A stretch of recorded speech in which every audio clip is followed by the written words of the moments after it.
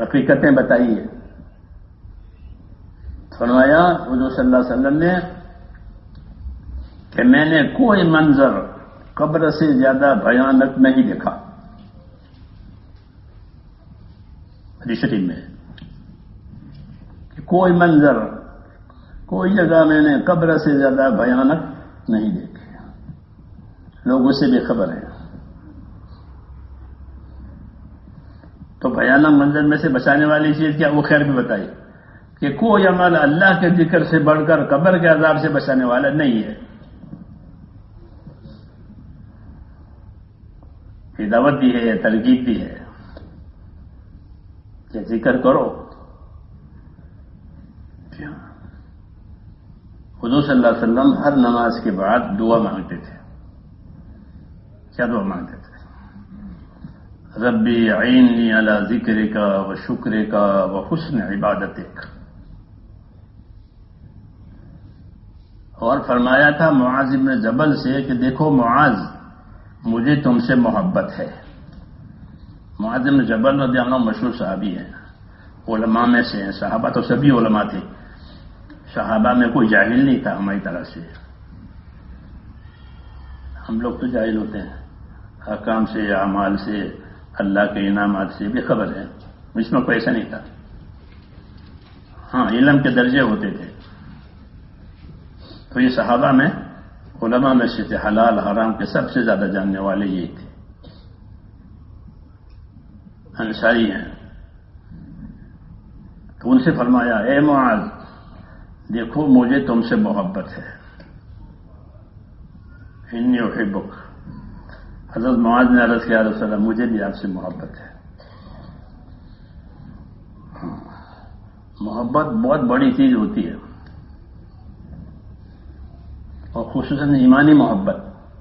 یہ ایمان کی وجہ سے محبت، مال چیزوں کی وجہ سے نہیں. اس کو تو غرض کہتے ہیں، محبت نہیں کہتے ہیں.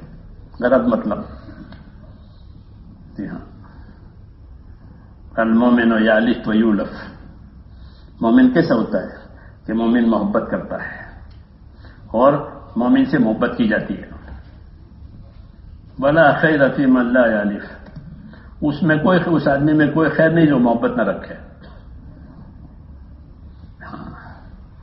ایمان کی برکتوں میں سے ہے کہ جب ایمان والے اپنے ایمان کے تقاضے پورے کریں گے اور ایمان کے تقاضوں پر عمل کریں گے، اللہ ان کے دلوں میں محبتیں ڈالیں گے.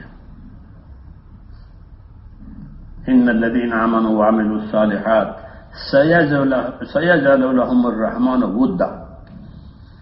کہ جو لوگ ایمان لائیں گے، نیک اعمال کریں گے، اللہ تعالیٰ ان کے لیے محبتوں کا انتظام کریں گے. آسمان والے بھی محبت کریں گے ان سے، زمین والے بھی محبت کریں گے، فرشتے بھی محبت کریں گے، دنیا کی مخلوق محبت کرے گی. ہاں، ایمان کی وجہ سے. یہ بڑی چیز ہے. تو حضرت معاذ سے حضور نے یہ فرمایا معاذ مجھے آپ سے محبت ہے. پھر فرمایا دیکھو ایک بات کہتا ہوں کہ نماز کے بعد ایک دعا سکھاتا ہوں، اس کو کبھی مت چھوڑنا. آپ حضرات بھی سنیں.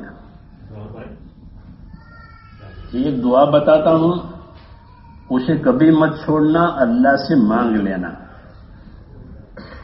حضور صلی اللہ علیہ وسلم اپنی دعوت میں بھی نبی ہیں، دعا میں بھی نبی ہیں. دعوت بھی دیں گے، دعا بھی بتائیں گے، عمل بھی بتائیں گے، اور دعوت بھی دیں گے. کیونکہ دعوت دروازہ ہے سارے عملوں کا.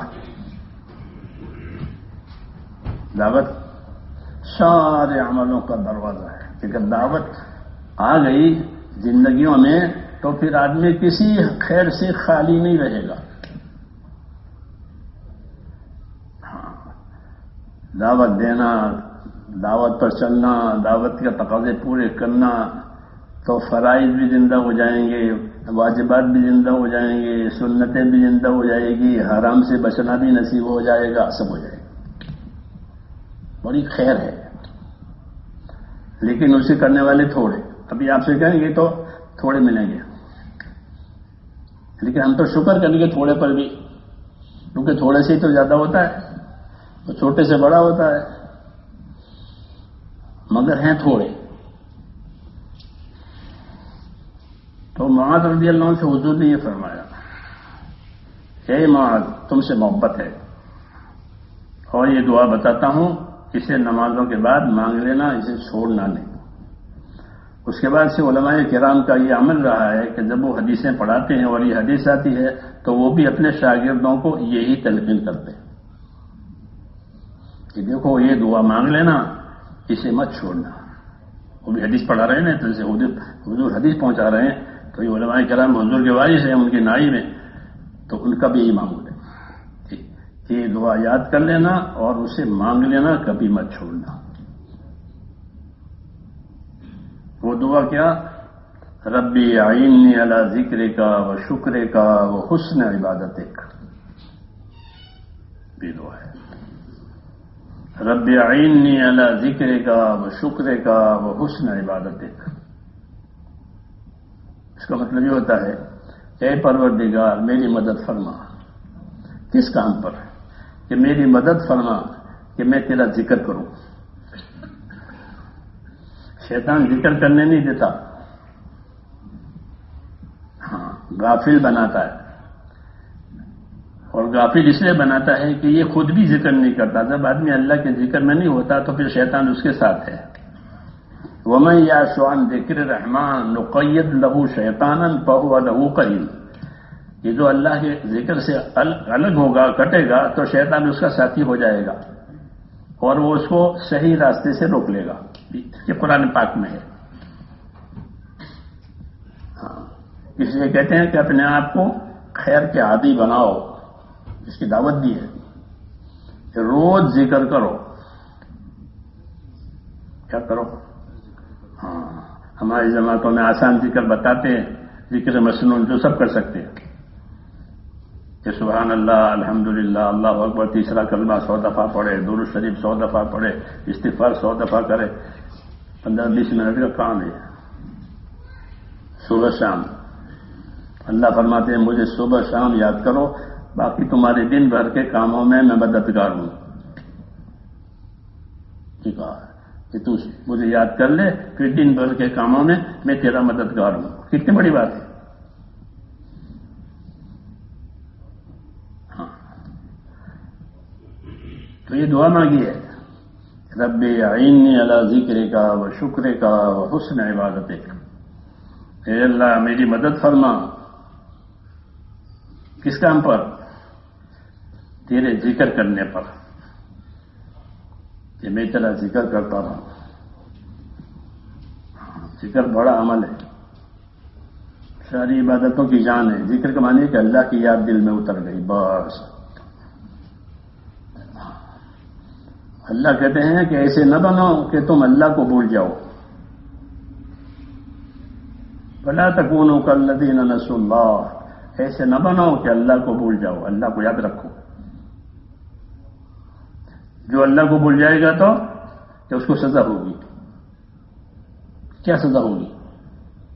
تو انسا ہوگا۔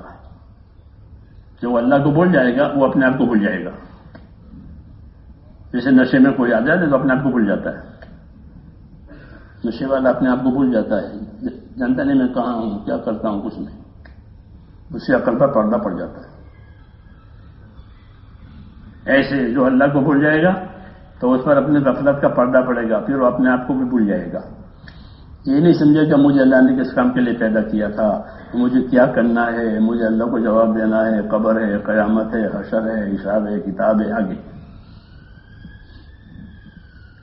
یہ سب چیزیں آنے والی ہیں۔ اس کو حقائق کہتے ہیں، یہ حق ہے۔ کیا ہے؟ حق۔ جب حضور صلی اللہ علیہ وسلم اپنی نیند سے بیدار ہوتے تھے تو یہ کلمات پڑھتے تھے، اللہم انت الحق، کہ اللہ تو معبود برحق ہے، وہ وعدوں کا حق، وہ تیرے جتنے وعدے ہیں وہ بھی حق ہے، وہ لقاؤ کا حق، اور تجھ سے ملنا ہوگا وہ بھی حق ہے، وہ قولوں کا حق، وہ تیری بات ہے وہ بھی حق ہے، والجنت و حق، وہ جنت وہ بھی برحق ہے، تیار ہو چکی ہے۔ کس کے لیے؟ متقی کے لیے۔ کس کے لیے؟ جنت تیار ہے، اعدت للمتقین، جنت تیار ہے جسے مہمانوں کے لیے تیار رکھتے ہیں نا میزبان سب چیزیں کہ بھائی مہمان آئیں گے، تو متقیوں کو پرہیزگاروں کو اللہ تعالیٰ اپنا مہمان بنائیں گے. جی ہاں، اس لیے ان جنت کو تیار کر کے رکھا ہے. وہ وہاں اتر جائیں گے، وہ دنیا کی ساری تکلیفیں بھول جائیں گے، کیونکہ دنیا میں اللہ کے حکموں کے لیے تکلیفیں اٹھائی تھی، دین پر چلنے چلانے میں تکلیفیں آئی تھی، روزے بھی رکھے تھے، نمازیں بھی پڑھی تھی، اللہ کے راستے کے سفر بھی کیے تھے، بھوکے بھی رہے تھے، صبر بھی کیا تھا. کیا نہیں کرنا پڑتا دنیا میں؟ کہ آدمی کو اللہ نے مشقت میں پیدا ہی کیا ہے. کوئی راحت بھی ہے تو اس کے پیچھے تکلیف ہے. بغیر مشقت کے حیات نہیں ہے. دھوکے میں ہے تو وہ دنیا میں حیات راحت چاہتے ہیں، راحت نہیں، ہر راحت کے پیچھے تکلیف ہے. لیکن متقیوں کو جب اللہ جنت میں اتاریں گے تو وہ ساری تکلیفیں بھول گئے اور شکر ادا کریں گے. الحمدللہ الذی اذهب عنا الحزن. اللہ کا شکر ہے کہ ساری تکلیفیں ختم ہو گئی. وَإِنَّ رَبَّنَا لَغَفُورٌ شَكُورٌ. آگے یہ سب خیر کی باتیں بتائی قرآن حدیث.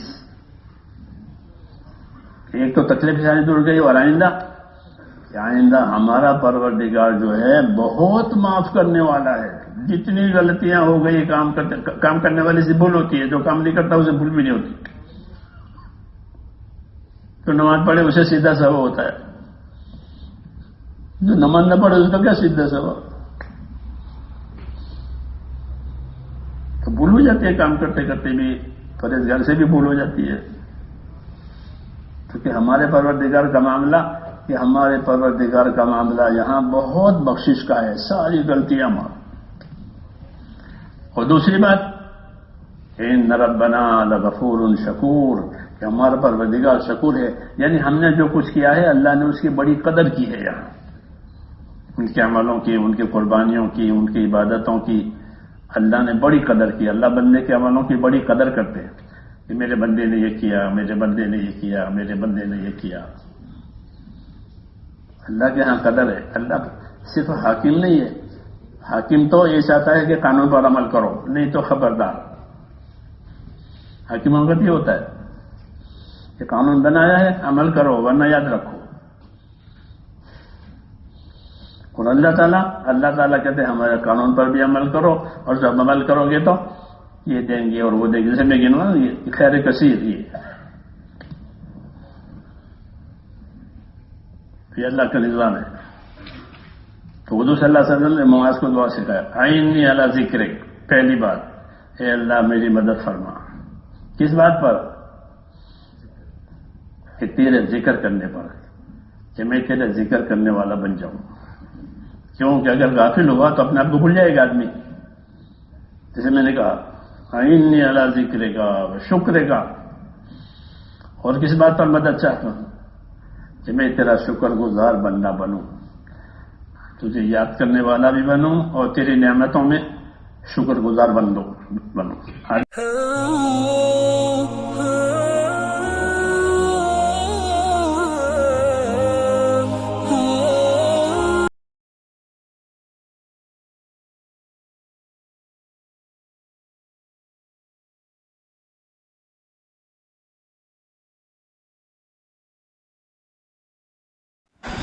السلام علیکم دوستو، آج ہم ایک بہت ہی پیاری اور دل کو چھو لینے والی نصیحت ہم نے سنی، جو حضور اکرم صلی اللہ علیہ وسلم نے اپنے عزیز صحابی حضرت معاذ بن جبل رضی اللہ تعالی عنہ کو فرمائی.